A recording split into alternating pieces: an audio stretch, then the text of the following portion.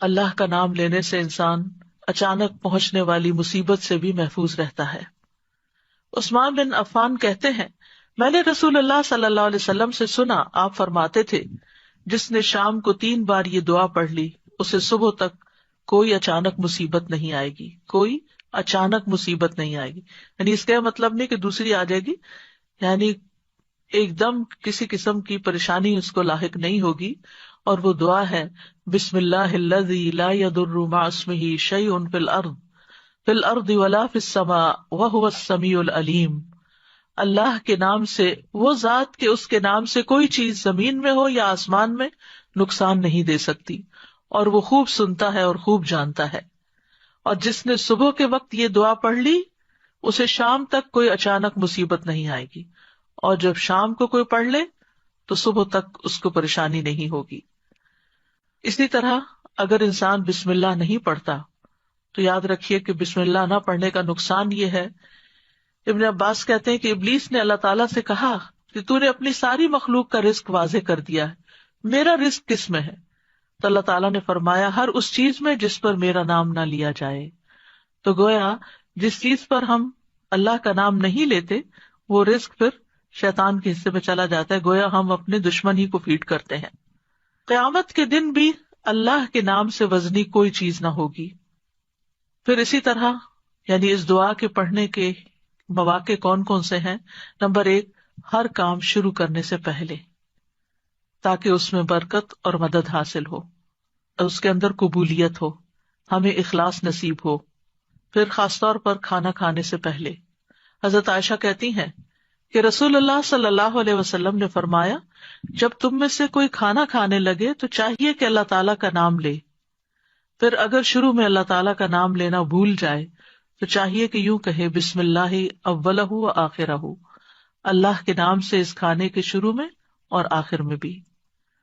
پھر اسی طرح لباس اتارتے وقت بسم اللہ پڑھنی چاہیے۔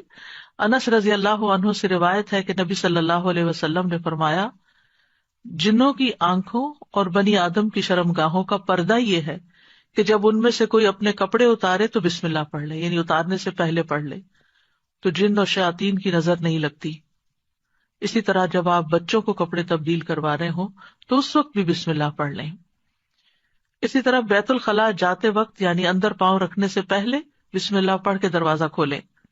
حضرت علی رضی اللہ عنہ روایت کرتے ہیں، کہتے ہیں کہ رسول اللہ صلی اللہ علیہ وسلم نے فرمایا، جنوں کی آنکھوں اور بنی آدم کی شرمگاہوں کا پردہ یہ ہے کہ جب ان میں سے کوئی بیت الخلاء جائے تو بسم اللہ پڑھ لے، کیونکہ جب انسان ننگا ہوتا ہے تو حفاظت کے فرشتے اس سے دور چلے جاتے ہیں۔ تو اس وقت حفاظت پھر کس سے حاصل ہوگی؟ جب آپ واش روم میں جانے سے پہلے بسم اللہ پڑھ کے پھر داخل ہوں گے۔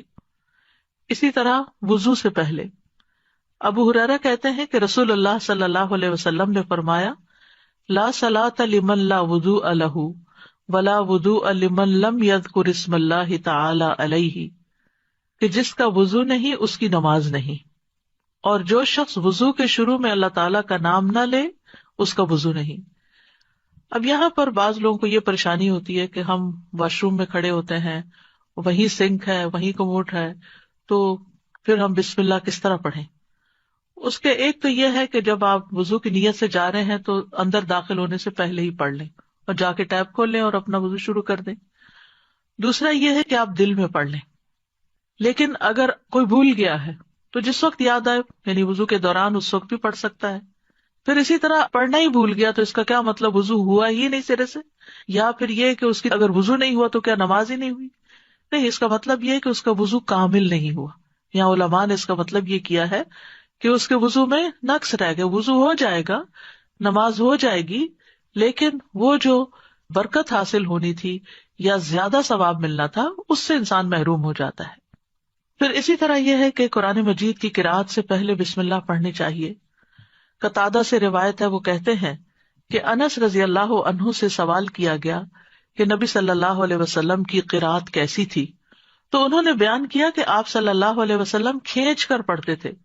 پھر آپ نے بسم اللہ الرحمن الرحیم کو پڑھا، یعنی بسم اللہ الرحمن الرحیم، یعنی مد کے ساتھ پڑھتے تھے، الرحمن کو اور رحیم کو بھی کھینچ کر تلاوت کرتے تھے.